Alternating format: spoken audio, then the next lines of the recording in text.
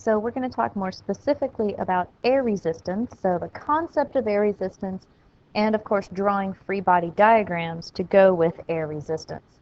So this is where we're actually going to solve them. So in a previous video, you saw how to actually draw the free body diagrams, and this one we're going to use them to then solve certain problems.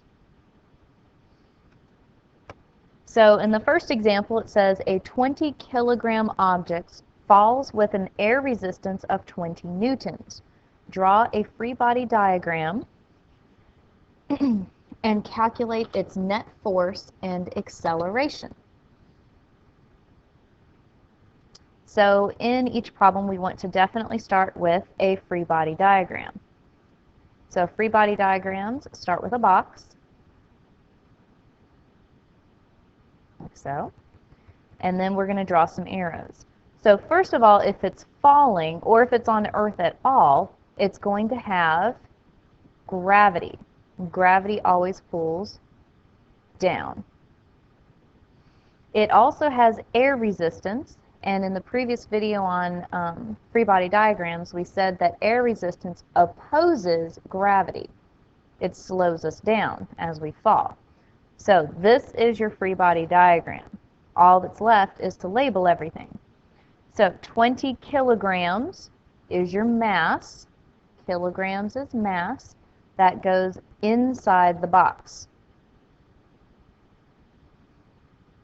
Air resistance is a force. It's in newtons, and we said this up arrow was for air resistance. So F air equals 20 newtons. Now, we need to solve for this one. We said this is the force due to gravity, which we call weight. And weight is mass times the acceleration due to gravity. So we have a mass of 20 inside the box. Multiply that by 9.8. And so we get 196 newtons. So we have a force of 196 newtons going down. We have a force of 20 newtons going up. To find net force, so let's use a different color. Net force is the overall force. This is your resultant. And to find the net force, we have to use all the forces affecting the object. Well, we have a downward force of 196 and an upward force of 20. So they're going opposite directions. So we subtract. So our net force is 176 newtons. So the net force is just looking at your arrows what direction they go. So the last step is to find the acceleration. This is where we use the second law equation, which is F net equals ma.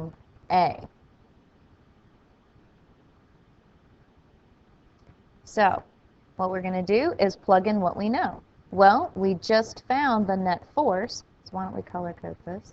So the net force is 176 newtons. The mass we already found as well. That was in the problem. That's 20. And then we're looking for A. So at this point, all we need to do is solve. So we're going to divide by 20 on both sides. And so we get an acceleration of 8.8 meters per second squared. So see how we take a free body diagram, we label everything we know, we use our forces to then find the net force, then we use the net force to find acceleration. So fair number of steps along the way. All right, so here's another example. A 50 Newton object falls with an air resistance of 20 newtons. Draw a free body diagram and calculate its net force and acceleration. So again, we're going to start with the box. And since it's another air resistance problem, we have two arrows.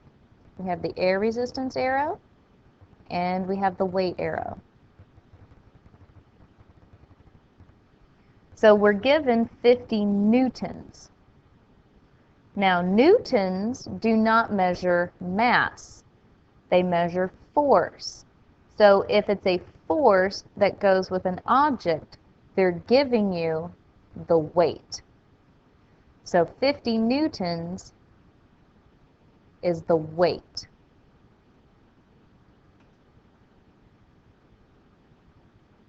Then we're given an air resistance of 20 newtons, so that's this one. Force will always be one of the arrows. So F air is 20 newtons. So notice we're missing the box, right? So we need to solve for the box. The way we do that is we use the weight equation. So FW equals mg. Weight is 50. Mass is what we're looking for. And g is 9.8. That's always given. So now we just divide. So divide both sides by 9.8. And we get a mass of 5.102 kilograms. That goes inside the box. So 5.102 kilograms. All right, so now our free body diagram is complete. So all we need to do now is find our net force. So that was blue. So net force is found by using your arrows. So net force would be 50 minus 20, which gives you 30 newtons. And then to find acceleration, we would use our Fnet equation. Fnet equals ma. So remember, a is not 9.8. That would be if there's no air resistance. But since there's air resistance, our net force is not 50, it's 30. So 30 equals 5.102 times A. And so then we're going to divide by 5.102. And we get an acceleration of 5.88 meters per second squared.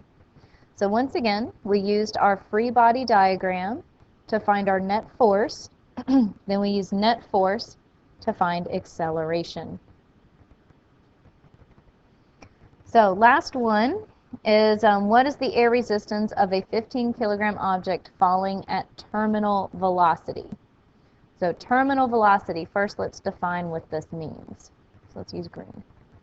So terminal velocity means the fastest an object can go.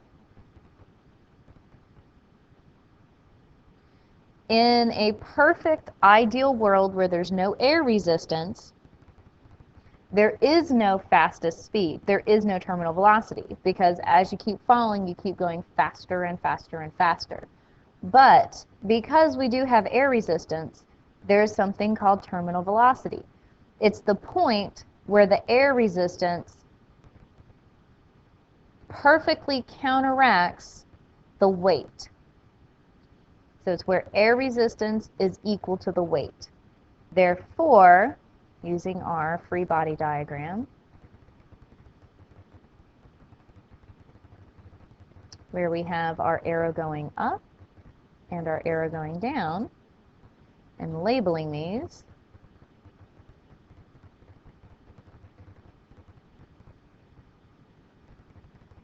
you see if these two are equal, then that means your net force is 0.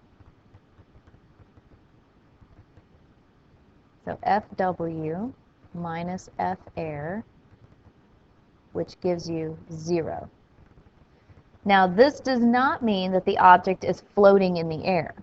It means it's falling at constant velocity.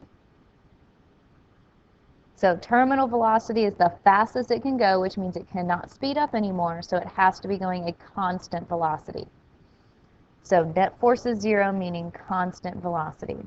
So in order to solve this, all we need to do is find the weight.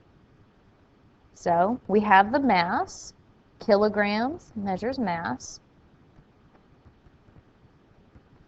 and then we can solve for the weight using our weight equation of Fw equals mg. And so we have 15 times 9.8, and we get a weight of 147 newtons. So if we're going constant velocity, or our terminal velocity, that means these two have to be equal. So our F air is also 147 newtons. So what is the air resistance? 147 newtons.